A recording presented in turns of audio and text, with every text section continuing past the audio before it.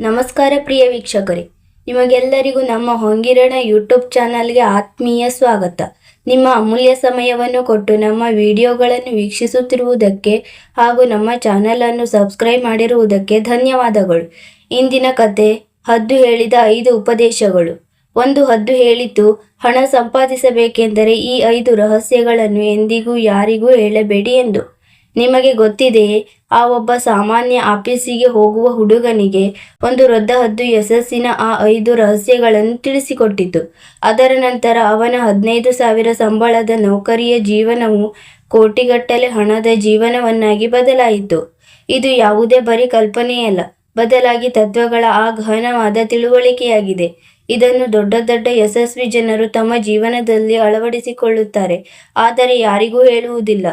ಈ ಕಥೆಯನ್ನು ಪೂರ್ತಿಯಾಗಿ ಕೇಳಿದ ನಂತರ ನಿಮ್ಮ ಜೀವನದಲ್ಲಿ ಹಣದ ಬಗ್ಗೆ ಇರುವ ಯಾವುದೇ ಚಿಂತೆ ಮತ್ತು ಆತಂಕವು ಸದಾ ಕಾಲಕ್ಕೆ ಅಂತ್ಯವಾಗುತ್ತದೆ ಮತ್ತು ನಿಮಗೆ ಹಣವನ್ನು ಸಂಭಾಳಿಸುವ ಆ ವಿವೇಕವು ಸಿಗುತ್ತದೆ. ಅದು ಸಂಪತ್ತಿಗಿಂತಲೂ ಬಹಳ ಬೆಲೆ ಬಾಳುವಂತಹದು. ಇಂದಿನ ಈ ಯುಗದಲ್ಲಿ ಎಲ್ಲಿ ಪ್ರತಿಯೊಬ್ಬರು ಒಬ್ಬರಿಗಿಂತ ಒಬ್ಬರು ಮುಂದೆ ಹೋಗುವ ಪೈಪೋಟಿಯಲ್ಲಿದ್ದಾರೋ ಅಲ್ಲಿ ನಿಜವಾದ ಯಶಸ್ಸು ಹೇಗೆ ಸಿಗುತ್ತದೆ ಎಂದು ಕಲಿಸುತ್ತದೆ. ಇದು ಹದ್ದು ಹೇಳಿದ ಆ 5 ರಹಸ್ಯಗಳ ಕಥೆಯಾಗಿದೆ. ಬಹಳಷ್ಟು ಜನರು ಹಗಲಿರುಳು ಆಫೀಸಿನಲ್ಲಿ ಪರಿಶ್ರಮ ಪಡುತ್ತಾರೆ, ಬಾಸ್ಗಳ ಬೈಗುಳ ಕೇಳಿಸಿಕೊಳ್ಳುತ್ತಾರೆ ಮತ್ತು ತಿಂಗಳ ಕೊನೆಯಲ್ಲಿ ಸಂಬಳ ಕೈಗೆ ಬಂದಾಗ ಅದು ಎಲ್ಲಿ ಮಾಯವಾಗುತ್ತದೆ ಎಂಬುದೇ ತಿಳಿಯುವುದಿಲ್ಲ. ಅವರು ತಮ್ಮ ಇಡೀ ಜೀವನವನ್ನು ಕಂತುಗಳು ಮತ್ತು ಸಾಲ ತೀರಿಸುವುದರಲ್ಲೇ ಕಳೆದು ಬಿಡುತ್ತಾರೆ. ಕೊನೆಗೆ ಹೀಗೇಕೆ ಆಗುತ್ತದೆ ಎಂದರೆ, ಅರ್ಹತೆ ಇದ್ದರೂ ಕೂಡ ಒಬ್ಬ ಸಾಮಾನ್ಯ ಮನುಷ್ಯ ಸದಾ ಸಂಘರ್ಷ ಪಡುತ್ತಲೇ ಇರುತ್ತಾನೆ. ಈ ಸಮಸ್ಯೆಯ ಪರಿಹಾರ ಕೇವಲ ಅತಿಯಾದ ಪರಿಶ್ರಮ ಪಡುವುದರಲ್ಲಿ ಇಲ್ಲ, ಬದಲಾಗಿ ಸ್ಮಾರ್ಟ್ ರೀತಿಯಲ್ಲಿ ತನ್ನ ಜೀವನವನ್ನು ಬದುಕುವುದರಲ್ಲಿ ಅಡಗಿದೆ. ಮತ್ತು ಇದೇ ಸ್ಮಾರ್ಟ್ ರೀತಿ ಇಂದಿನ ಕಥೆಯ ಸಾರವಾಗಿದೆ. ಇದು ರೋಹನ್ನ ಕಥೆಯಾಗಿದ್ದು, ಅವನು ಟ್ಯಾಲೆಂಟೆಡ್ ಇದ್ದರೂ ಪ್ರಪಂಚದ ನಡವಳಿಕೆಯಲ್ಲಿ ಪೂರ್ತಿ ದುರ್ಬಲ ಆಗಿದ್ದು ಮತ್ತು ಹೇಗೆ ಒಂದು ಹದ್ದು ತಿಳಿಸಿದ ಆ 5 ವಿಷಯಗಳಿಂದ ಅವನು ಅನಾಮಧೇಯತೆಯಿಂದ ಹೊರಬಂದು ಯಶಸ್ಸಿನ ಶಿಖರಕ್ಕೆ ತಲುಪಿದನು ಎಂಬುದು ಈ ಕಥೆಯಲ್ಲಿದೆ. ಈ ಕಥೆಯನ್ನು ಅರ್ಧಕ್ಕೆ ಬಿಡಬೇಡಿ, ಏಕೆಂದರೆ ಅರ್ಧಜ್ಞಾನವು ಸದಾ ಅಪಾಯಕಾರಿಯಾಗಿರುತ್ತದೆ. ಒಂದು ವೇಳೆ ನಿಮಗೆ ಈ ಮಾತುಗಳು ಹೃದಯ ಮುಟ್ಟಿದರೆ ಈ ವಿಡಿಯೋಗೆ ಒಂದು ಲೈಕ್ ಖಂಡಿತ ನೀಡಿ ಮತ್ತು ಹೊಂಗಿರಣ ಚಾನಲ್ ಅನ್ನು ಸಬ್ಸ್ಕ್ರೈಬ್ ಮಾಡುವುದನ್ನು ಮರೆಯಬೇಡಿ.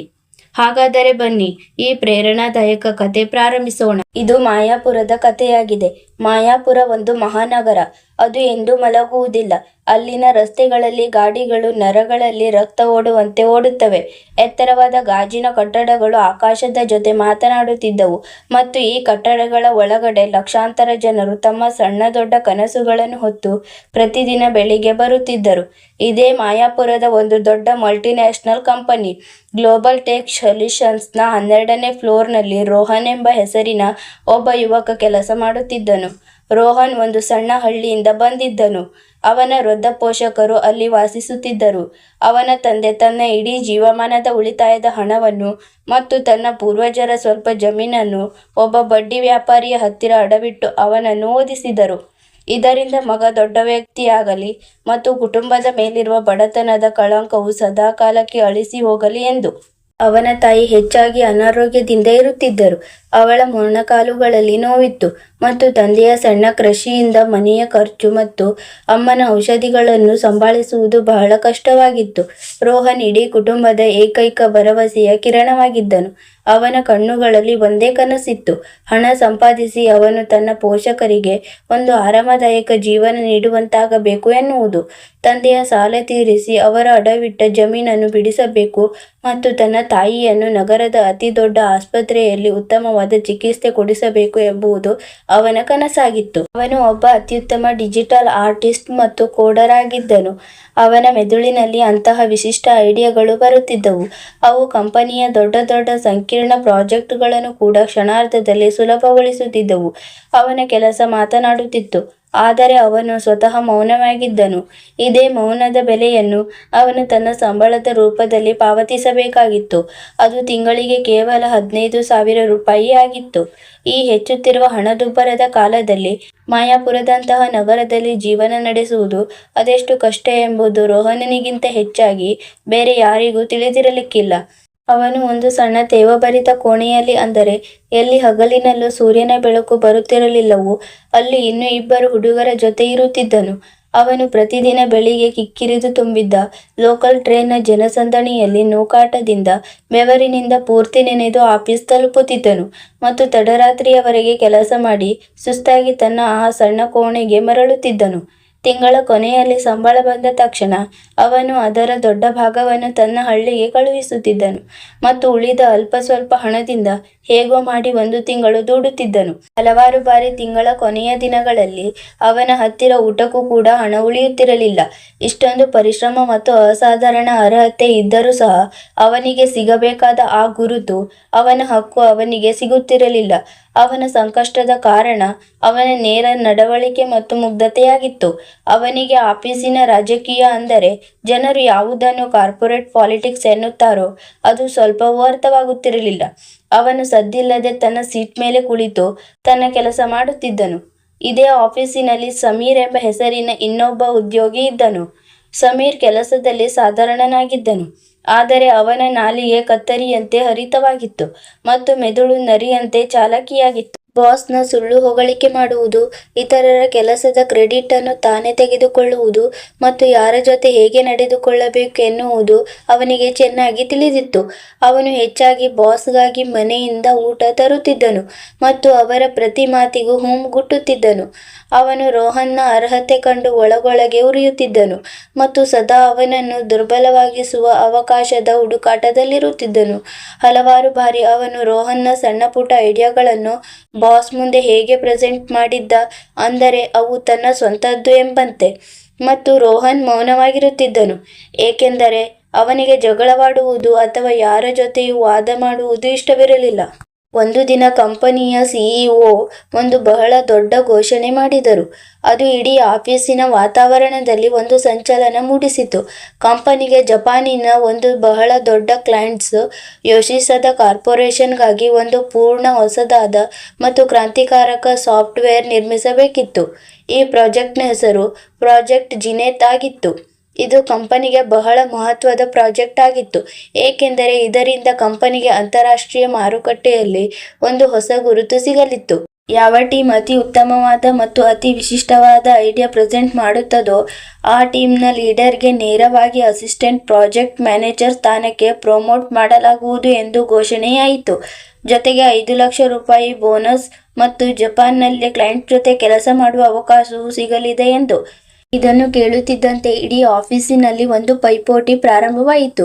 ಪ್ರತಿಯೊಬ್ಬರೂ ಪ್ರಾಜೆಕ್ಟ್ ಜಿನೇತ್ನ ಭಾಗವಾಗಲು ಬಯಸಿದರು. ಪ್ರತಿಯೊಬ್ಬರಿಗೂ ತಿಳಿದಿತ್ತು, ಈ ಒಂದು ಅವಕಾಶದಿಂದ ಯಾರ ಅದೃಷ್ಟವನ್ನಾದರೂ ಬದಲಿಸಬಲ್ಲದು ಎಂದು. ರೋಹನ್ಗೆ ಇದು ಬರೀ ಒಂದು ಬಂಗಾರದ ಅವಕಾಶ ಮಾತ್ರವಾಗಿರಲಿಲ್ಲ, ಇದು ಅವನ ಜೀವನದ ಅತಿ ದೊಡ್ಡ ಅಗತ್ಯವಾಗಿತ್ತು. ಅವನು ಮನಸ್ಸಿನಲ್ಲೇ ಲೆಕ್ಕ ಹಾಕಿದನು, 5 ಲಕ್ಷ ರೂಪಾಯಿಯಿಂದ ತಂದೆಯ ಎಲ್ಲ ಸಾಲ ತೀರುತ್ತದೆ ಮತ್ತು ಅಮ್ಮನ ಚಿಕಿತ್ಸೆ ಸರಿಯಾಗಿ ಪ್ರಾರಂಭವಾಗುತ್ತದೆ ಎಂದು. ಪ್ರಮೋಷನ್ ಸಿಕ್ಕಿದರೆ ಸಂಬಳ ಅದೆಷ್ಟು ಹೆಚ್ಚಾಗುತ್ತದೆ, ಅಂದರೆ ಅವನು ತನ್ನ ಪೋಷಕರನ್ನು ಆ ಉಸಿರುಗಟ್ಟಿಸುವ ಹಳ್ಳಿಯಿಂದ ಹೊರತೆಗೆದು ತನ್ನ ಹತ್ತಿರದ ನಗರದಲ್ಲಿ ಇರಿಸಿಕೊಳ್ಳಲು ಸಾಧ್ಯವಾಗುತ್ತದೆ ಎಂದು. ಒಂದು ವೇಳೆ ಈ ಅವಕಾಶ ಕೈತಪ್ಪಿದರೆ ಅವನು ಬಹುಶಃ ಇಡೀ ಜೀವನದ 15,000ದ ನೌಕರಿಯಲ್ಲೇ ಸಿಲುಕಿಕೊಳ್ಳಬೇಕಾಗುತ್ತದೆ ಮತ್ತು ತನ್ನ ಕುಟುಂಬಕ್ಕಾಗಿ ಕಂಡ ಕನಸುಗಳನ್ನು ಎಂದಿಗೂ ಪೂರೈಸಲು ಸಾಧ್ಯವಾಗುವುದಿಲ್ಲ ಎಂದು ಅವನಿಗೆ ತಿಳಿದಿತ್ತು. ಅವನು ಅದೇ ಕ್ಷಣ ನಿರ್ಧರಿಸಿದನು, ಈ ಪ್ರಾಜೆಕ್ಟ್ಗಾಗಿ ತನ್ನ ಜೀವಾಳ ನೀಡುತ್ತೇನೆ, ಹಗಲು ರಾತ್ರಿ ಎನ್ನದೇ ದುಡಿಯುತ್ತೇನೆ ಎಂದು. ರೋಹನ್ ತನ್ನ ಕೆಲಸದಲ್ಲಿ ಯಾವುದೇ ಒಬ್ಬ ತಪಸ್ವಿ ತನ್ನ ಸಾಧನೆಯಲ್ಲಿ ಮುಳುಗುವಂತೆ ಮುಳುಗಿದನು. ಅವನು ಆಫೀಸ್ ನಂತರವೂ ಗಂಟೆಗಟ್ಟಲೆ ಆಫೀಸ್ನಲ್ಲಿ ಉಳಿಯುತ್ತಿದ್ದ, ಇಂಟರ್ನೆಟ್ನಲ್ಲಿ ರಿಸರ್ಚ್ ಮಾಡುತ್ತಿದ್ದ, ಜಪಾನ್ನ ಕಲ್ಚರ್ ಮತ್ತು ಅಲ್ಲಿನ ಜನರ ಅಗತ್ಯತೆಗಳನ್ನು ಅರ್ಥ ಮಾಡಿಕೊಳ್ಳುವ ಪ್ರಯತ್ನ ಮಾಡುತ್ತಿದ್ದ. ಅವನು ರಾತ್ರಿ ತನ್ನ ಆ ಸಣ್ಣ ಕೋಣೆಯಲ್ಲಿಯೂ ಸಹ ಅವನ ರೂಮ್ಮೇಟ್ಗಳ ಗೊರಕೆ ಶಬ್ದಗಳ ನಡುವೆ ಒಂದು ಸಣ್ಣ ಟೇಬಲ್ ಲ್ಯಾಂಪ್ನ ಹಳದಿ ಬೆಳಕಿನಲ್ಲಿ ತನ್ನ ಲ್ಯಾಪ್ಟಾಪ್ನಲ್ಲಿ ಮುಳುಗಿರುತ್ತಿದ್ದ. ಅವನು ಚಹಾ ಮತ್ತು ಬಿಸ್ಕೆಟ್ಗಳಲ್ಲಿ ಹಲವಾರು ರಾತ್ರಿಗಳನ್ನು ಕಳೆದನು. ಅವನು ಇಂದಿನವರೆಗೂ ಯಾರೂ ಯೋಚಿಸಿರದ ಒಂದು ಕ್ರಾಂತಿಕಾರಕ ಐಡಿಯಾ ಯೋಚಿಸಿದನು. ಅವನು ಅಂತಹ ಒಂದು ಯೂಸರ್ ಇಂಟರ್ಫೇಸ್ ಡಿಸೈನ್ ಮಾಡಿದನು. ಅದು ಬರೀ ನೋಡಲು ಸುಂದರವಾಗಿರಲಿಲ್ಲ, ಬದಲಾಗಿ ಬಳಸಲು ಕೂಡ ಅಷ್ಟೇ ಸುಲಭವಾಗಿತ್ತು. ಅಂದರೆ ಯಾವುದೇ ಮಗು ಕೂಡ ಅದನ್ನು ಬಳಸುವಷ್ಟು ಸುಲಭ. ಅವನು ಆರ್ಟಿಫಿಷಿಯಲ್ ಇಂಟೆಲಿಜೆನ್ಸ್ ಬಳಸಿ ಅಂತಹ ಒಂದು ಪಿಕ್ಚರ್ ನಿರ್ಮಿಸಿದನು. ಅದು ಯೂಸರ್ನ ಅಗತ್ಯತೆಗಳನ್ನು ಮೊದಲೇ ಅರ್ಥ ಮಾಡಿಕೊಳ್ಳುತ್ತಿತ್ತು. ಅವನು ತನ್ನ ಆತ್ಮವನ್ನು, ತನ್ನ ನಿದ್ದೆಯನ್ನು, ತನ್ನ ನೆಮ್ಮದಿಯನ್ನು ಎಲ್ಲವನ್ನೂ ಈ ಪ್ರಾಜೆಕ್ಟ್ನಲ್ಲಿ ಸುರಿದಿದ್ದನು. ಸಮೀರ್ ಕೂಡ ಈ ರೇಸ್ನಲ್ಲಿದ್ದನು. ಆದರೆ ಅವನ ಮೆದುಳಿನಲ್ಲಿ ಯಾವುದೇ ಹೊಸ ಐಡಿಯಾ ಬರುತ್ತಿರಲಿಲ್ಲ. ಅವನು ರೋಹನ್ನನ್ನು ತಡರಾತ್ರಿಯವರೆಗೆ ಕೆಲಸ ಮಾಡುವುದನ್ನು ನೋಡಿ ರೋಹನ್ ಖಂಡಿತ ಏನೋ ದೊಡ್ಡದು ಮಾಡುತ್ತಿದ್ದಾನೆ ಎಂದು ಅರ್ಥ ಮಾಡಿಕೊಂಡನು. ಅವನು ಗೆಳೆತನದ ಮುಖವಾಡ ಧರಿಸಿ ರೋಹನ್ನ ಹತ್ತಿರ ಬಂದನು ಮತ್ತು ಬಹಳ ಮಧುರವಾಗಿ ಮಾತನಾಡಲಾರಂಭಿಸಿದನು. ಫ್ರೆಂಡ್, ನೀನು ಬಹಳ ಪರಿಶ್ರಮ ಪಡುತ್ತಿದ್ದೀಯ, ಒಬ್ಬನೇ ಎಲ್ಲವನ್ನೂ ಮಾಡುತ್ತಿದ್ದೀಯ. ಯಾವುದಾದರೂ ಸಹಾಯ ಬೇಕಿದ್ದರೆ ತಿಳಿಸು, ನಾವು ಸ್ನೇಹಿತರಲ್ಲವೇ? ರೋಹನ್ ಅವನ ಜಾಲದಲ್ಲಿ ಸಿಲುಕಿದನು. ಅವನಿಗೆ ಅನಿಸಿತು, ಸಮೀರ್ ಬದಲಾಗಿದ್ದಾನೆ ಮತ್ತು ನಿಜವಾಗಿಯೂ ಅವನು ಸಹಾಯ ಮಾಡಲು ಬಯಸಿದ್ದಾನೆ ಎಂದು. ಅವನು ತನ್ನ ಕೆಲವು ಬೇಸಿಕ್ ವಿಷಯಗಳನ್ನು ಅವನ ಜೊತೆ ಹಂಚಿಕೊಂಡನು. ಸಮೀರ್ ಯಾವಾಗ ರೋಹನ್ನ ಆರಂಭಿಕ ಡಿಸೈನ್ ನೋಡಿದನೋ ಆಗ ಅವನ ಕಣ್ಣುಗಳು ಅರಳಿದವು. ಅವನಿಗೆ ಅರ್ಥವಾಯಿತು, ಇವನ ಮುಂದೆ ಯಾರೂ ನಿಲ್ಲಲು ಸಾಧ್ಯವಿಲ್ಲ ಎಂದು. ಅವನು ಅದೇ ಕ್ಷಣ ರೋಹನ್ನನ್ನು ಹಾಳು ಮಾಡುವ ನಿರ್ಧಾರ ಮಾಡಿದನು. ಪ್ರೆಸೆಂಟೇಷನ್ಗೆ ಒಂದು ರಾತ್ರಿ ಮೊದಲು ರೋಹನ್ ತನ್ನ ಕೆಲಸಕ್ಕೆ ಫೈನಲ್ ಟಚ್ ನೀಡುತ್ತಿದ್ದನೋ ಮತ್ತು ಅವನ ಕಣ್ಣುಗಳು ನಿದ್ದೆಯಿಂದ ಭಾರವಾಗುತ್ತಿದ್ದವೋ ಆಗ ಸಮೀರ್ ಅವನ ಹತ್ತಿರ ಒಂದು ಕಪ್ ಕಾಫಿ ತಂದು ಹೇಳಿದನು, ರೋಹನ್, ನೀನು ಬಹಳ ಸುಸ್ತಾಗಿದ್ದೀಯ. ಹೋಗು, 5 ನಿಮಿಷಕ್ಕಾಗಿ ನಿನ್ನ ಕಣ್ಣುಗಳನ್ನು ಮುಚ್ಚಿಕೋ ಅಥವಾ ಕ್ಯಾಂಟೀನ್ನಿಂದ ಏನಾದರೂ ತಿಂದು ಬಾ. ನಾನು ನಿನ್ನ ಲ್ಯಾಪ್ಟಾಪ್ ಗಮನ ಹರಿಸುತ್ತೇನೆ ಎಂದು. ರೋಹನ್ಗೆ ಅವನ ಮಾತುಗಳಲ್ಲಿ ಕಾಳಜಿ ಕಂಡಿತು ಮತ್ತು ಅವನು ಅವನನ್ನು ನಂಬಿದನು. ರೋಹನ್ ಯಾವಾಗ ತನ್ನ ಸೀಟಿನಿಂದ ಎದ್ದು ಹೊರಗೆ ಹೋದನೋ ಆಗ ಸಮೀರ್ ತನ್ನ ಅಸಲಿ ಬಣ್ಣ ತೋರಿಸಿದನು. ಅವನು ಸದ್ದಿಲ್ಲದೆ ತನ್ನ ಪೆನ್ಡ್ರೈವ್ ಹಚ್ಚಿದನು ಮತ್ತು ರೋಹನ್ನ ಎಲ್ಲ ಪರಿಶ್ರಮದ ಎಲ್ಲ ಫೈಲ್ಗಳು, ಡಿಸೈನ್ ಮತ್ತು ಕೋಡ್ ಕಾಪಿ ಮಾಡಿದನು.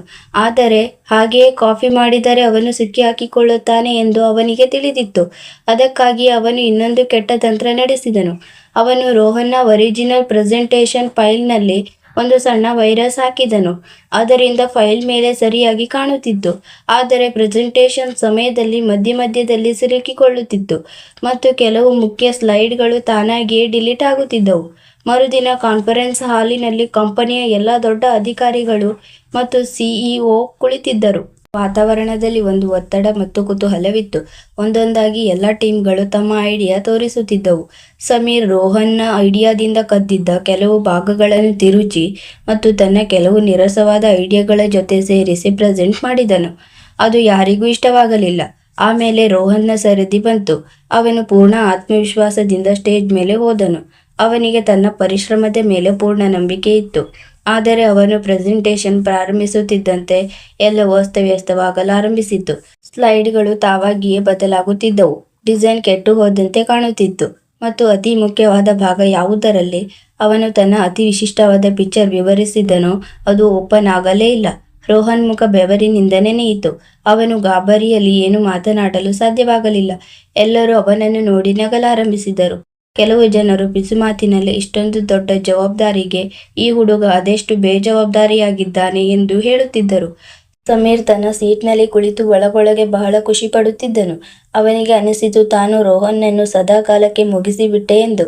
ಆದರೆ ರೋಹನ್ ಸೋಲಪ್ಪಲಿಲ್ಲ. ಅವನ ಮೆದುಳಿನಲ್ಲಿ ಮಿಂಚಿನಂತೆ ಒಂದು ಆಲೋಚನೆ ಬಂದಿತು. ಅವನಿಗೆ ಇದ್ದಕ್ಕಿದ್ದಂತೆ ನೆನಪಾಯಿತು. ಅಂದರೆ ತಾನು ರಾತ್ರಿ ಕೆಲಸ ಮುಗಿಸಿದ ನಂತರ ಎಲ್ಲ ಫೈಲ್ಗಳ ಒಂದು ಬ್ಯಾಕಪ್ ಅನ್ನು ತನ್ನ ಪರ್ಸನಲ್ ಇಮೇಲ್ಗೆ ಕಳುಹಿಸಿದ್ದೆ ಎಂದು. ಒಂದು ವೇಳೆ ಲ್ಯಾಪ್ಟಾಪ್ ಕೆಟ್ಟು ಹೋದರೆ ತೊಂದರೆಯಾಗಬಹುದು ಎಂದು ಯೋಚಿಸಿ ಹಾಗೆ ಮಾಡಿದ್ದ. ಅವನು ಧೈರ್ಯ ಮಾಡಿ ಬಾಸ್ ಹತ್ತಿರ 2 ನಿಮಿಷದ ಸಮಯ ಕೇಳಿದನು. ಬಾಸ್ ಕೋಪದಿಂದ ಅವನನ್ನು ನೋಡಿದರು, ಆದರೆ ಅವನ ಕಣ್ಣಿನಲ್ಲಿ ಆತ್ಮವಿಶ್ವಾಸ ಕಂಡು ಒಪ್ಪಿದರು. ಅವನು ತಕ್ಷಣವೇ ತನ್ನ ಫೋನಿನಿಂದ ಲಾಗಿನ್ ಆದನು ಮತ್ತು ಸರಿಯಾದ ಫೈಲನ್ನು ಪ್ರೊಜೆಕ್ಟರ್ಗೆ ಕನೆಕ್ಟ್ ಮಾಡಿದನು. ಮತ್ತು ಆಮೇಲೆ ನಡೆದಿದ್ದೇನೆಂದರೆ ಇಡೀ ಕಾನ್ಫರೆನ್ಸ್ ಹಾಲ್ನ ವಾತಾವರಣವೇ ಬದಲಾಯಿತು. ರೋಹನ್ನ ಅಸಲಿ ಡಿಸೈನ್ ಸ್ಕ್ರೀನ್ ಮೇಲೆ ಬಂದಾಗ ಎಲ್ಲರೂ ಬೆರಗಾದರು. ಎಲ್ಲರ ಬಾಯಿ ತೆರೆದಂತೆ ಉಳಿಯಿತು. ಅದು ಬರೀ ಸಾಫ್ಟ್ವೇರ್ ಆಗಿರಲಿಲ್ಲ, ಅದೊಂದು ಕಲಾಕೃತಿಯಾಗಿತ್ತು. ಪ್ರತಿಯೊಬ್ಬ ವ್ಯಕ್ತಿಯು ನೋಡುತ್ತಲೇ ಉಳಿದರು. ಪ್ರೆಸೆಂಟೇಷನ್ ಮುಗಿದಾಗ ಕೆಲವು ಕ್ಷಣಗಳವರೆಗೆ ಗಹನವಾದ ಮೌನ ಆವರಿಸಿತು. ನಂತರ ಇಡೀ ಹಾಲ್ ಚಪ್ಪಾಳೆಗಳ ಸದ್ದಿನಿಂದ ಮೊಳಗಿತು. ಸಿಇಒ ತಾವೇ ಎದ್ದು ನಿಂತು ಅವನಿಗೆ ಚಪ್ಪಾಳೆ ತಟ್ಟಿದರು. ಅದೇ ಸಮಯದಲ್ಲಿ ಪ್ರಾಜೆಕ್ಟ್ ಜಿನೆತ್ ಅನ್ನು ರೋಹನ್ ಪಾಲೆ ಮುನ್ನಡೆಸುತ್ತಾನೆ ಎಂದು ಘೋಷಣೆಯಾಯಿತು. ರೋಹನ್ನ ಪ್ರಪಂಚ ಒಂದೇ ಕ್ಷಣದಲ್ಲಿ ಬದಲಾಯಿತು. ಅವನ ಸಂಬಳ 15ರಿಂದ ನೇರವಾಗಿ 60,000 ಆಯಿತು. 5 ಲಕ್ಷ ಬೋನಸ್ ಅವನ ಅಕೌಂಟ್ಗೆ ಬಂದಿತ್ತು ಮತ್ತು ಇಡೀ ಆಫೀಸಿನಲ್ಲಿ ಅವನಿಗೆ ಗೌರವ ಸಿಗಲಾರಂಭಿಸಿತು. ಅವನು ಆ ಸಣ್ಣ ಕೋಣೆಯಿಂದ ಹೊರಬಂದು ಒಂದು ಐಷಾರಾಮಿ ಫ್ಲಾಟ್ಗೆ ಶಿಫ್ಟ್ ಆದನು. ಅವನು ಒಂದು ಹೊಸ ಬೈಕ್ ಕೊಂಡುಕೊಂಡನು. ಯಾರು ನಿನ್ನೆಯವರೆಗೆ ಅವನ ಜೊತೆ ಮಾತನಾಡುತ್ತಿರಲಿಲ್ಲವೋ ಅವರು ಇಂದು ಅವನ ಹಿಂದೆ ಮುಂದೆ ಸುತ್ತುತ್ತಿದ್ದರು. ಅವನು ಅತಿ ಮೊದಲು ಮಾಡಿದ ಕೆಲಸವೆಂದರೆ ತನ್ನ ತಂದೆಗೆ ಫೋನ್ ಮಾಡಿ ಎಲ್ಲ ಸಾಲ ತೀರಿಸಲು ಹಣ ಕಳುಹಿಸಿದನು ಮತ್ತು ಅಮ್ಮನಿಗೆ ಇನ್ನು ಮುಂದೆ ಯಾವುದಕ್ಕೂ ಚಿಂತಿಸುವ ಅಗತ್ಯವಿಲ್ಲ ಎಂದು ತಿಳಿಸಿದನು. ಅವನ ಪೋಷಕರ ಧ್ವನಿಯಲ್ಲಿ ಅದೆಂತಹ ಖುಷಿ ಮತ್ತು ಹೆಮ್ಮೆ ಇತ್ತೆಂದರೆ ಅದನ್ನು ಕೇಳಿ ರೋಹನ್ಗೆ ತನ್ನ ಇಡೀ ಪರಿಶ್ರಮ ಸಫಲವಾಯಿತು ಎಂದು ಅನಿಸಿತು. ಮತ್ತು ಇಲ್ಲಿಂದಲೇ ರೋಹನ್ ತಪ್ಪು ಮಾಡಲು ಪ್ರಾರಂಭಿಸಿದನು. ಇದ್ದಕ್ಕಿದ್ದಂತೆ ಸಿಕ್ಕ ಯಶಸ್ಸು ಮತ್ತು ಹಣ ಅವನ ತಲೆಗೇರಿತು. ತಾನು ಎಲ್ಲಿಂದ ಬಂದೆ ಮತ್ತು ಎಂತಹ ಕಷ್ಟಗಳನ್ನು ಅನುಭವಿಸಿದೆ ಎಂಬುದನ್ನು ಅವನು ಮರೆತು ಬಿಟ್ಟನು. ಅವನು ಪ್ರತಿ ವೀಕೆಂಡ್ನಲ್ಲಿ ದುಬಾರಿ ರೆಸ್ಟೋರೆಂಟ್ ಮತ್ತು ಪಬ್ಗಳಲ್ಲಿ ಪಾರ್ಟಿಗಳಿಗೆ ಹೋಗಲಾರಂಭಿಸಿದನು. ತನ್ನ ಹೊಸ ಗೆಳೆಯರ ಮೇಲೆ ನೀರಿನಂತೆ ಹಣ ಸುರಿಯಲಾರಂಭಿಸಿದನು. ಅವನು ಆಫೀಸಿನಲ್ಲಿ ಪ್ರತಿಯೊಬ್ಬರಿಗೂ ತನ್ನ ಅಕೌಂಟ್ನಲ್ಲಿ ಎಷ್ಟೊಂದು ಹಣವಿದೆ ಎಂದು ಹೇಳುತ್ತಿದ್ದನು. ಅವನು ಮುಂದೆ ಯಾವ ಕಾರು ಕೊಳ್ಳಲಿದ್ದಾನೆ ಮತ್ತು ಹೇಗೆ ಅವನು ಬರೀ 2 ವರ್ಷಗಳಲ್ಲಿ ಈ ಕಂಪನಿಯ ವೈಸ್ ಪ್ರೆಸಿಡೆಂಟ್ ಆಗಲಿದ್ದಾನೆ ಎಂದು ಹೇಳುತ್ತಿದ್ದನು. ಅವನು ತನ್ನ ಪ್ರತಿ ಸಣ್ಣ ದೊಡ್ಡ ಯೋಜನೆಯ ಬಗ್ಗೆ ಡಂಗೂರ ಸಾರಲಾರಂಭಿಸಿದನು. ಸಮೀರ್ ಈ ಸೋಲಿನಿಂದ ಕುದಿಯುತ್ತಿದ್ದನು ಮತ್ತು ಎಲ್ಲರ ಮುಂದೆ ಅವಮಾನಿತನಾಗಿದ್ದನು. ಅವನು ಒಂದು ಹೊಸ ಜಾಲ ಹೆಣೆದನು. ಅವನು ರೋಹನ್ನ ಹತ್ತಿರ ಹೋದನು ಮತ್ತು ಮೊಸಳೆ ಕಣ್ಣೀರು ಸುರಿಸುತ್ತಾ ತನ್ನ ತಪ್ಪಿಗಾಗಿ ಕ್ಷಮೆ ಕೇಳುವ ನಾಟಕ ಮಾಡಿದನು. ಅವನು, ರೋಹನ್, ನನ್ನನ್ನು ಕ್ಷಮಿಸಿಬಿಡು ಗೆಳೆಯ. ನಾನು ನಿನ್ನ ಯಶಸ್ಸನ್ನು ಕಂಡು ಹೊಟ್ಟೆ ಕಿಚ್ಚುಪಟ್ಟಿದ್ದೆ ಮತ್ತು ಕುರುಡಾಗಿದ್ದೆ. ನೀನು ನಿಜವಾಗಿಯೂ ಮಹಾನ್ ವ್ಯಕ್ತಿ ಎಂದು ಹೇಳಿದನು. ಯಶಸ್ಸಿನ ಅಮಲಿನಲ್ಲಿ ತೇಲುತ್ತಿದ್ದ ರೋಹನ್ ತನ್ನನ್ನು ತಾನು ಬಹಳ ದೊಡ್ಡ ಹೃದಯದವನು ಎಂದು ತಿಳಿದು ಅವನನ್ನು ಕ್ಷಮಿಸಿಬಿಟ್ಟನು ಮತ್ತು ಅವನನ್ನೇ ತನ್ನ ಅತಿ ಆತ್ಮೀಯ ಗೆಳೆಯನನ್ನಾಗಿ ಮಾಡಿಕೊಂಡನು. ಈಗ ಸಮೀರ್ ಯಾವಾಗಲೂ ಅವನ ಜೊತೆಗಿರುತ್ತಿದ್ದ. ಅವನು ರೋಹನ್ನ ಪ್ರತಿ ಮಾತನ್ನು ಹೊಗಳುತ್ತಿದ್ದ. ಅವನು ರೋಹನ್ನಿಂದ ಎಲ್ಲ ಮಾತುಗಳನ್ನು ಕಕ್ಕಿಸಿಕೊಳ್ಳುತ್ತಿದ್ದ. ರೋಹನ್ ಅವನಿಗೆ ತನ್ನ ಮನೆಯ ಸಂಕಷ್ಟಗಳನ್ನು ಹೇಳುತ್ತಿದ್ದ. ಹೇಗೆ ತನ್ನ ತಂದೆ ಇಂದಿಗೂ ಹಳೆಯ ವಿಚಾರಗಳಲ್ಲಿದ್ದಾರೆ. ತನ್ನ ಅಮ್ಮ ಅನಾರೋಗ್ಯದ ಚಿಂತೆ ಹೇಳುತ್ತಿದ್ದ. ತನ್ನ ಹೊಸ ಇನ್ವೆಸ್ಟ್ಮೆಂಟ್ ಪ್ಲಾನ್ ತಿಳಿಸುತ್ತಿದ್ದ ಮತ್ತು ತನ್ನ ಮುಂದಿನ ಪ್ರಾಜೆಕ್ಟ್ನ ಐಡಿಯಾಗಳನ್ನು ಕೂಡ ತಿಳಿಸಿಬಿಡುತ್ತಿದ್ದ. ಆಮೇಲೆ ರೋಹನ್ನ ಪತನ ಪ್ರಾರಂಭವಾಯಿತು. ಅದು ಅದೆಷ್ಟು ವೇಗವಾಗಿ ಎಂದರೆ ಅವನಿಗೆ ಸ್ವತಃ ತಿಳಿಯಲೇ ಇಲ್ಲ. ಸಮೀರ್ ರೋಹನ್ನ ಮುಂದಿನ ಪ್ರಾಜೆಕ್ಟ್ನ ಐಡಿಯಾವನ್ನು ಬಾಸ್ಗೆ ಹೇಗೆ ಪ್ರೆಸೆಂಟ್ ಮಾಡಿದ್ದ ಎಂದರೆ ಅದು ಅವನ ಸ್ವಂತದ್ದು ಎಂಬಂತೆ ಮತ್ತು ಅವನಿಗೆ ಆ ಪ್ರಾಜೆಕ್ಟ್ನ ಮೆಚ್ಚುಗೆ ಸಿಕ್ಕಿತು. ಯಾವ ಗೆಳೆಯರ ಸಲಹೆಯ ಮೇಲೆ ರೋಹನ್ ಶೇರ್ ಮಾರ್ಕೆಟ್ನಲ್ಲಿ ಹಣ ಹೂಡಿದ್ದನೋ ಅವರೆಲ್ಲರೂ ವಂಚಕರಾಗಿದ್ದರು ಮತ್ತು ಅವನ ಎಲ್ಲ ಬೋನಸ್ ಹಣ ಮುಳುಗಿ ಹೋಯಿತು. ಅವನು ಪಾರ್ಟಿಗಳು ಮತ್ತು ಆಡಂಬರದಲ್ಲಿ ಅದೆಷ್ಟು ಬ್ಯುಸಿಯಾಗಿದ್ದನೆಂದರೆ ಪ್ರಾಜೆಕ್ಟ್ ಜಿನೇತ ಕಡೆಗೆ ಗಮನ ಹರಿಸಲೇ ಇಲ್ಲ. ಕೆಲಸದ ಗುಣಮಟ್ಟ ಕುಸಿಯಲಾರಂಭಿಸಿತು. ಕ್ಲೈಂಟ್ಗಳಿಂದ ದೂರು ಬರಲಾರಂಭಿಸಿದವು ಮತ್ತು ಒಂದು ದಿನ ಬಾಸ್ ಅವನನ್ನು ತನ್ನ ಕ್ಯಾಬಿನ್ಗೆ ಕರೆದು ಅವನ ಕೈಗೆ ಟರ್ಮಿನೇಷನ್ ಲೆಟರ್ ನೀಡಿದರು. ರೋಹನ್ನ ಕಾಲ ಕೆಳಗಿನ ಭೂಮಿ ಕುಸಿಯಿತು. ಅವನ ಕೆಲಸ ಹೋಯಿತು. ಅವನ ಉಳಿತಾಯ ಖಾಲಿಯಾಯಿತು ಮತ್ತು ಅವನ ಆ ಸುಳ್ಳು ಗೆಳೆಯರು ಕೂಡ ಅವನನ್ನು ಬಿಟ್ಟು ಹೋದರು. ಅವನು ಮತ್ತೆ ರಸ್ತೆಗೆ ಬಂದನು. ಅಷ್ಟೇ ಅಲ್ಲ, ಮೊದಲಿನ ಸ್ಥಿತಿಗಿಂತಲೂ ಕೆಟ್ಟ ಸ್ಥಿತಿಗೆ ಬಂದನು. ಏಕೆಂದರೆ ಈಗ ಅವನ ಮೇಲೆ ಬೈಕ್ ಮತ್ತು ಮನೆಯ ಸಾಲವೂ ಇತ್ತು. ಅವನು ಪೂರ್ತಿಯಾಗಿ ಒಡೆದು ಹೋಗಿದ್ದನು. ಅವನು ತನ್ನ ಪೋಷಕರಿಗೆ ಫೋನ್ ಮಾಡಿ ಈ ವಿಷಯ ತಿಳಿಸುವ ಧೈರ್ಯವನ್ನೇ ಮಾಡಲಿಲ್ಲ. ಅವನಿಗೆ ತನ್ನ ಮೇಲೆ ತನಗೆ ನಾಚಿಕೆಯಾಯಿತು. ಒಂದು ರಾತ್ರಿ ಅವನು ತನ್ನ ಎಲ್ಲ ನಿರಾಶೆ ಮತ್ತು ಹತಾಶೆಯಲ್ಲಿ ನಗರದ ಹೊರಗಿನ ಒಂದು ಅರ್ಧಕ್ಕೆ ನಿಂತ ಪಾಳುಬಿದ್ದ ಕಟ್ಟಡದ ಮೇಲೆ ಹೋಗಿ ಕುಳಿತನು. ಕೆಳಗೆ ನಗರದ ಬೆಳಕುಗಳು ಹೊಳೆಯುತ್ತಿದ್ದವು. ಅವು ಅವನನ್ನು ಅಣಕಿಸುವಂತೆ ಇದ್ದವು. ಅವನ ಮನಸ್ಸಿನಲ್ಲಿ ಆತ್ಮಹತ್ಯೆ ಮಾಡಿಕೊಳ್ಳುವ ಆಲೋಚನೆ ಬರುತ್ತಿದ್ದು. ಅವನು ಇಂತಹ ಜೀವನದಿಂದ ಏನು ಪ್ರಯೋಜನ ಎಂದು ಯೋಚಿಸುತ್ತಿದ್ದನು. ತಾನು ತನ್ನ ಪೋಷಕರ ಕನಸುಗಳನ್ನು ಪೂರೈಸಲು ಸಾಧ್ಯವಾಗಲಿಲ್ಲ ಎಂದು. ಅಷ್ಟರಲ್ಲಿ ಅವನಿಗೆ ತನ್ನ ಪಕ್ಕದಲ್ಲಿ ಒಂದು ವಿಚಿತ್ರ ಶಬ್ದ ಕೇಳಿಸಿತು. ಅವನು ತಿರುಗಿ ನೋಡಿದಾಗ ಅವನ ಮೈ ರೋಮಗಳು ಎದ್ದು ನಿಂತವು. ಅಲ್ಲಿ ಸ್ವಲ್ಪ ದೂರದಲ್ಲಿ ಒಂದು ವಿಶಾಲವಾದ ವೃದ್ಧ ಹದ್ದು ಕುಳಿತಿತ್ತು. ಅದರ ರೆಕ್ಕೆಗಳು ಧೂಳಿನಿಂದ ತುಂಬಿದ್ದವು ಮತ್ತು ಅದರ ಆ ಹಳೆಯ ಕಣ್ಣುಗಳು ವಿಚಿತ್ರವಾದ ಮೌನದಿಂದ ಅವನನ್ನೇ ನೋಡುತ್ತಿದ್ದವು. ಅವು ಅವನ ಒಳಗಿನವರೆಗೆ ಇಣುಕಿ ನೋಡುತ್ತಿರುವಂತೆ. ರೋಹನ್ ಕೋಪ ಮತ್ತು ಭಯದಿಂದ ಕಿರುಚಿದನು. ಹೋಗು ಇಲ್ಲಿಂದ.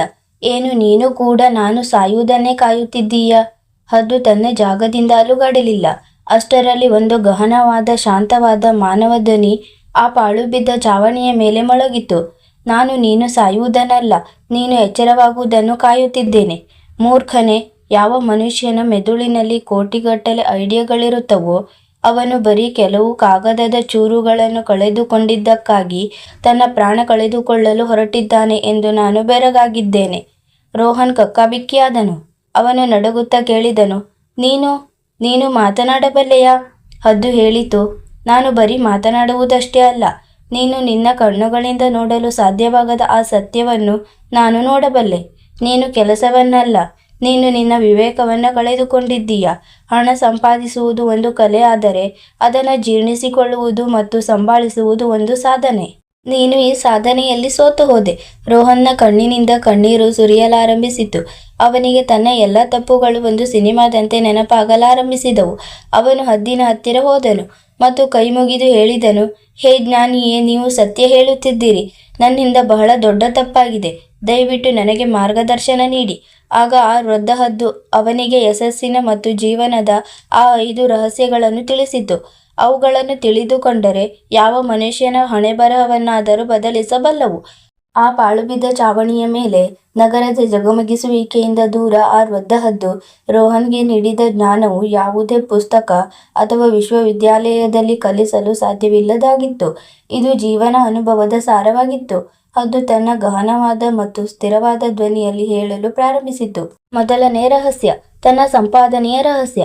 ಹದ್ದು ಹೇಳಿತು, ಹೇ ಯುವಕನೇ, ಇಂದಿನ ಜಗತ್ತಿನ ಮೊದಲ ಮತ್ತು ಅತಿ ಮುಖ್ಯವಾದ ನಿಯಮವೆಂದರೆ ನಿನ್ನ ಸಂಬಳ, ನಿನ್ನ ಬೋನಸ್, ನಿನ್ನ ಅಸಲಿ ಆರ್ಥಿಕ ಸ್ಥಿತಿಯನ್ನು ಎಂದಿಗೂ ಯಾರಿಗೂ ಪೂರ್ತಿಯಾಗಿ ಹೇಳಬೇಡ. ನಿನ್ನ ಅತಿ ಆತ್ಮೀಯ ಗೆಳೆಯನಿಗಾಗಲಿ ಅಥವಾ ಆಫೀಸಿನ ಸಹೋದ್ಯೋಗಿಗಳಿಗಾಗಲಿ ಹೇಳಬೇಡ. ಯಾವಾಗ ಜನರಿಗೆ ನಿನ್ನ ಸರಿಯಾದ ಗಳಿಕೆ ತಿಳಿದು ಬಿಡುತ್ತದೆಯೋ ಆಗ ಅವರ ನಡವಳಿಕೆ ಬದಲಾಗುತ್ತದೆ. ಒಂದು ವೇಳೆ ನೀನು ಕಡಿಮೆ ಸಂಪಾದಿಸುತ್ತಿದ್ದರೆ ಅವರು ನಿನ್ನನ್ನು ಕೀಳಾಗಿ ಕಾಣುತ್ತಾರೆ ಮತ್ತು ಒಂದು ವೇಳೆ ನೀನು ಜಾಸ್ತಿ ಸಂಪಾದಿಸುತ್ತಿದ್ದರೆ ಆಗ ಅವರು ನಿನ್ನ ಮೇಲೆ ಹೊಟ್ಟೆಕಿಚ್ಚು ಪಡುತ್ತಾರೆ. ಇಲ್ಲದಿದ್ದರೆ ಪ್ರತಿದಿನ ನಿನ್ನ ಹತ್ತಿರ ಸಾಲ ಕೇಳಲು ಬಂದು ಬಿಡುತ್ತಾರೆ. 2 ಸಂದರ್ಭಗಳಲ್ಲಿ ನಿನ್ನ ಸಂಬಂಧಗಳು ಮತ್ತು ಮನಸ್ಸಿನ ಶಾಂತಿ ಹಾಳಾಗುತ್ತದೆ. ನಿನ್ನ ಹಣವನ್ನು ನಿನ್ನ ಶಕ್ತಿಯನ್ನಾಗಿ ಮಾಡಿಕೊ. ಪ್ರದರ್ಶನದ ವಸ್ತುವಾಗಿ ಮಾಡಿ ಅದನ್ನು ಮುಗಿಸಿಬಿಡಬೇಡ. 2ನೇ ರಹಸ್ಯ, ತನ್ನ ಯೋಜನೆಗಳ ರಹಸ್ಯ. ಹದ್ದು ಹೇಳಿತು, ನೀನು ನಿನ್ನ ಕೆಲಸ ಬಿಟ್ಟು ನಿನ್ನ ಸ್ವಂತ ಕೆಲಸ ಪ್ರಾರಂಭಿಸಲು ಬಯಸುತ್ತಿದ್ದೀಯಾ? ನೀನು ಯಾವುದೋ ಹೊಸ ಕೋರ್ಸ್ ಮಾಡಿ ನಿನ್ನ ಸ್ಕಿಲ್ ಹೆಚ್ಚಿಸಿಕೊಳ್ಳಲು ಬಯಸುತ್ತಿದ್ದೀಯಾ? ಅಥವಾ ನೀನು ನಿನ್ನ ಬಾಸ್ ಮುಂದೆ ಯಾವುದೋ ಹೊಸ ಐಡಿಯಾ ಇರಿಸಲಿದ್ದೀಯಾ? ಈ ಮಾತುಗಳನ್ನು ಅವು ಪೂರ್ಣಗೊಳ್ಳುವವರೆಗೆ ರಹಸ್ಯವಾಗಿಡು. ಯಾವಾಗ ನೀನು ನಿನ್ನ ಯೋಜನೆಗಳನ್ನು ಮೊದಲೇ ಡಂಗುರ ಸಾರುತ್ತೀಯೋ ಆಗ ನಿನ್ನ ಶತ್ರುಗಳು ನಿನ್ನ ದಾರಿಯಲ್ಲಿ ಅಡ್ಡಗಾಲು ಹಾಕಲು ಸಿದ್ಧತೆ ಮಾಡಿಕೊಳ್ಳುತ್ತಾರೆ. ಮತ್ತು ಒಂದು ವೇಳೆ ಯಾವುದೋ ಕಾರಣದಿಂದ ನೀನು ಸೋತು ಹೋದರೆ ಆಗ ಇದೇ ಜನರು ನಿನ್ನ ಸೋಲನ್ನು ಸಂಭ್ರಮಿಸುತ್ತಾರೆ. ಮೌನವಾಗಿ ಪರಿಶ್ರಮ ಪಡು, ನಿನ್ನ ಯಶಸ್ಸೇ ಸದ್ದು ಮಾಡುವಂತಾಗಲಿ. 3ನೇ ರಹಸ್ಯ, ತನ್ನ ಮನೆಯ ಕಲಹದ ರಹಸ್ಯ. ಹದ್ದು ತಿಳಿಸಿತು, ನಿನ್ನ ಮನೆಯ ಜಗಳಗಳು, ನಿನ್ನ ಪೋಷಕರ ಜೊತೆಗಿನ ಮನಸ್ತಾಪ ಅಥವಾ ನಿನ್ನ ವೈಯಕ್ತಿಕ ಜೀವನದ ಸಂಕಷ್ಟಗಳನ್ನು ಎಂದಿಗೂ ಆಫೀಸ್ನಲ್ಲಿ ಅಥವಾ ಹೊರಗಿನ ಜನರ ಹತ್ತಿರ ಹೇಳಬೇಡ. ಜನರು ನಿನ್ನ ಕಥೆಯನ್ನು ಬಹಳ ಆಸಕ್ತಿಯಿಂದ ಕೇಳುತ್ತಾರೆ, ನಿನಗೆ ಸುಳ್ಳು ಸಹಾನುಭೂತಿ ತೋರಿಸುತ್ತಾರೆ, ಆದರೆ ಬೆನ್ನ ಹಿಂದೆ ಅವರು ಇದನ್ನು ಹರಟೆ ಹೊಡೆಯುವ ವಿಷಯವನ್ನಾಗಿ ಮಾಡಿಕೊಳ್ಳುತ್ತಾರೆ. ನಿನ್ನ ದೌರ್ಬಲ್ಯವನ್ನು ಜಗಜ್ಜಾಹೀರು ಮಾಡುವ ಮೂಲಕ ನೀನು ಜನರಿಗೆ ಅವರು ನಿನ್ನ ಲಾಭ ಪಡೆದು ನಿನ್ನನ್ನು ದುರ್ಬಲ ಎಂದು ತಿಳಿಯಲು ಅವಕಾಶ ನೀಡುತ್ತೀಯಾ? ಮನೆಯ ಮಾತು ಮನೆಯಲ್ಲೇ ಇರಬೇಕು. 4ನೇ ರಹಸ್ಯ, ತನ್ನ ಅವಮಾನದ ರಹಸ್ಯ. ಹದ್ದು ಎಚ್ಚರಿಸಿತು, ಈ ಸ್ಪರ್ಧಾತ್ಮಕ ಜಗತ್ತಿನಲ್ಲಿ ನೀನು ಎಷ್ಟೋ ಬಾರಿ ಅವಮಾನದ ಗುಟುಕು ಕುಡಿಯಬೇಕಾಗುತ್ತದೆ. ಬಹುಶಃ ನಿನ್ನ ಬಾಸ್ ಎಲ್ಲರ ಮುಂದೆ ನಿನ್ನ ಮೇಲೆ ಕಿರುಚಾಡಬಹುದು ಅಥವಾ ಯಾರೋ ನಿನ್ನ ಕೆಲಸವನ್ನು ಕದ್ದು ತಮ್ಮ ಹೆಸರನ್ನು ಗಳಿಸಬಹುದು. ಈ ಅವಮಾನದ ಬೆಂಕಿಯಲ್ಲಿ ಉರಿಯಬೇಡ ಮತ್ತು ಇದರ ಬಗ್ಗೆ ಪ್ರತಿಯೊಬ್ಬರ ಮುಂದೆ ಅಳುತ್ತಾ ಕುಳಿತುಕೊಳ್ಳಬೇಡ. ಯಾವಾಗ ನೀನು ನಿನ್ನ ಅವಮಾನದ ಕಥೆಯನ್ನು ಎಲ್ಲರಿಗೂ ಹೇಳುತ್ತೀಯೋ ಆಗ ನೀನು ನಿನ್ನನ್ನು ಒಬ್ಬ ಅಸಹಾಯಕ ಎಂದು ಸಾಬೀತುಪಡಿಸುತ್ತೀಯ ಮತ್ತು ನಿನ್ನಲ್ಲಿ ಉಳಿದಿರುವ ಸ್ವಲ್ಪ ಆತ್ಮಗೌರವವನ್ನು ಕಳೆದುಕೊಳ್ಳುತ್ತೀಯ. ಅವಮಾನಕ್ಕೆ ಅತಿ ಉತ್ತಮವಾದ ಸೇಡು ಅಂದರೆ ಯಶಸ್ಸು. ನಿನ್ನ ಇಡೀ ಶಕ್ತಿಯನ್ನು ಆ ಅವಮಾನವನ್ನು ಮರೆತು ನಿನ್ನನ್ನು ಆದಷ್ಟು ಅರ್ಹನನ್ನಾಗಿ ಮಾಡಿಕೊಳ್ಳಲು ಬಳಸು. ಅವಮಾನ ಮಾಡಿದವನು ಕೂಡ ಒಂದು ದಿನ ನಿನ್ನ ಮುಂದೆ ನಿಲ್ಲಲು ಹಿಂಜರಿಯುವಂತೆ ಆಗಬೇಕು. 5ನೇ ಮತ್ತು ಕೊನೆಯ ರಹಸ್ಯ, ತನ್ನ ಜ್ಞಾನ ಮತ್ತು ಗುರುವಿನ ರಹಸ್ಯ. ಹದ್ದು ತನ್ನ ಮಾತನ್ನು ಮುಕ್ತಾಯಗೊಳಿಸುತ್ತಾ ಹೇಳಿತು, ನೀನು ಈ ಅರ್ಹತೆಯನ್ನು ಎಲ್ಲಿ ಕಲಿತೆ? ನೀನು ಯಾವ ಪುಸ್ತಕಗಳನ್ನು ಓದುತ್ತಿದ್ದೀಯಾ? ಅಥವಾ ಇಂಟರ್ನೆಟ್ನಲ್ಲಿ ನಿನ್ನ ಗುರು ಯಾರು? ಏನನ್ನು ಕೇಳಿಸಿಕೊಂಡು ನಿನಗೆ ಹೊಸ ಐಡಿಯಾಗಳು ಸಿಗುತ್ತವೆ? ಈ ಮೂಲವನ್ನು ಯಾವಾಗಲೂ ಗುಪ್ತವಾಗಿಡು. ಯಾವಾಗ ನೀನು ನಿನ್ನ ರಹಸ್ಯವನ್ನು ಹೇಳಿಬಿಡುತ್ತೀಯೋ ಆಗ ನಿನ್ನ ಮಹತ್ವ ಕಡಿಮೆಯಾಗುತ್ತದೆ ಜನರು ನಿನ್ನ ಹತ್ತಿರ ಬರುವ ಬದಲು ನೇರವಾಗಿ ಆ ಮೂಲದ ಹತ್ತಿರವೇ ಹೊರಟು ಹೋಗುತ್ತಾರೆ. ನಿನ್ನ ಜ್ಞಾನವನ್ನು ನಿನ್ನ ಗುರುತನ್ನಾಗಿ ಮಾಡಿಕೊ, ಬೇರೆಯವರ ನೆರಳನ್ನಲ್ಲ. ಈ 5 ರಹಸ್ಯಗಳನ್ನು ಕೇಳಿ ರೋಹನ್ನ ಒಳಗಣ್ಣುಗಳು ತೆರೆದವು. ಅವನಿಗೆ ಅರ್ಥವಾಯಿತು, ಅವನ ಶತ್ರು ಸಮೀರ್ ಅಲ್ಲ, ಬದಲಾಗಿ ಅವನದೇ ಆದ ತಿಳುವಳಿಕೆ ಇಲ್ಲದ ನಡವಳಿಕೆಯಾಗಿತ್ತು ಎಂದು. ಅವನು ಹದ್ದಿಗೆ ಧನ್ಯವಾದ ಅರ್ಪಿಸಿದನು ಮತ್ತು ಒಂದು ಹೊಸ ಆತ್ಮವಿಶ್ವಾಸದೊಂದಿಗೆ ಆ ಚಾವಣಿಯಿಂದ ಕೆಳಗಿಳಿದನು. ಅವನು ಒಡೆಯಲಿಲ್ಲ, ಅವನು ಬೆಂಕಿಯಲ್ಲಿ ಬೆಂದು ಬಂಗಾರವಾಗಿ ಬದಲಾಗಿದ್ದನು. ಅವನು ಒಂದು ಸಣ್ಣ ಕಂಪನಿಯಲ್ಲಿ ಮತ್ತೆ ನೌಕರಿ ಪ್ರಾರಂಭಿಸಿದನು. ಆದರೆ ಈ ಬಾರಿ ಅವನು ಆ 5 ರಹಸ್ಯಗಳನ್ನು ಗಂಟು ಕಟ್ಟಿಕೊಂಡಿದ್ದನು. ಅವನು ಸದ್ದಿಲ್ಲದೆ ಪರಿಶ್ರಮ ಪಡುತ್ತಿದ್ದನು. ಯಾರ ಹತ್ತಿರವೂ ತನ್ನ ಸಂಪಾದನೆ ಅಥವಾ ಯೋಜನೆಗಳ ಬಗ್ಗೆ ತಿಳಿಸುತ್ತಿರಲಿಲ್ಲ. ಮೆಲ್ಲಗೆ ಅವನ ಅರ್ಹತೆ ಫಲ ನೀಡಿತು ಮತ್ತು ಕೆಲವು ವರ್ಷಗಳಲ್ಲಿ ಅವನು ತನ್ನದೇ ಆದ ಒಂದು ಸಣ್ಣ ಡಿಜಿಟಲ್ ಏಜೆನ್ಸಿ ತೆರೆದನು. ಅವನು ಮತ್ತೆ ಯಶಸ್ವಿಯಾದನು. ಆದರೆ ಈ ಬಾರಿ ಅವನ ಯಶಸ್ಸು ಬಲವಾದ ಅಡಿಪಾಯದ ಮೇಲೆ ನಿಂತಿತ್ತು. ಹಾಗಾದರೆ ಪ್ರಿಯ ವೀಕ್ಷಕರೇ, ಈ ಕತೆ ನಮಗೆ ಕಲಿಸುವುದೇನೆಂದರೆ, ಈ ಜಗತ್ತಿನಲ್ಲಿ ಪರಿಶ್ರಮದ ಜೊತೆಗೆ ವಿವೇಕ ಇರುವುದು ಕೂಡ ಅತಿ ಮುಖ್ಯ ಎಂದು. ಯಶಸ್ಸು ಒಂದು ಮುಚ್ಚಿದ ಮುಷ್ಟಿಯಂತೆ. ಒಂದು ವೇಳೆ ನೀವು ಅದನ್ನು ತೆರೆದು ಎಲ್ಲರಿಗೂ ತೋರಿಸಿದರೆ ಅದು ಮರಳಿನಂತೆ ಜಾರಿ ಹೋಗುತ್ತದೆ. ಒಂದು ವೇಳೆ ಈ ಕತೆ ನಿಮ್ಮ ಹೃದಯವನ್ನು ಮುಟ್ಟಿದರೆ ದಯವಿಟ್ಟು ಈ ವಿಡಿಯೋವನ್ನು ನಿಮ್ಮ ಆತ್ಮೀಯರೊಂದಿಗೆ ಹಂಚಿಕೊಳ್ಳಿ. ವಿಡಿಯೋ ಲೈಕ್ ಮಾಡಿ ಮತ್ತು ನಮ್ಮ ಚಾನಲನ್ನು ಸಬ್ಸ್ಕ್ರೈಬ್ ಮಾಡುವುದನ್ನು ಮರೆಯಬೇಡಿ. ಕಮೆಂಟ್ನಲ್ಲಿ ಜೈ ಶ್ರೀ ಲಕ್ಷ್ಮಿ ಎಂದು ಖಂಡಿತ ಬರೆಯಿರಿ. ಇದರಿಂದ ಧನದೇವತೆಯ ಕೃಪೆ ನಿಮ್ಮ ಮೇಲೆ ಸದಾ ಇರಲಿ. ಧನ್ಯವಾದಗಳು.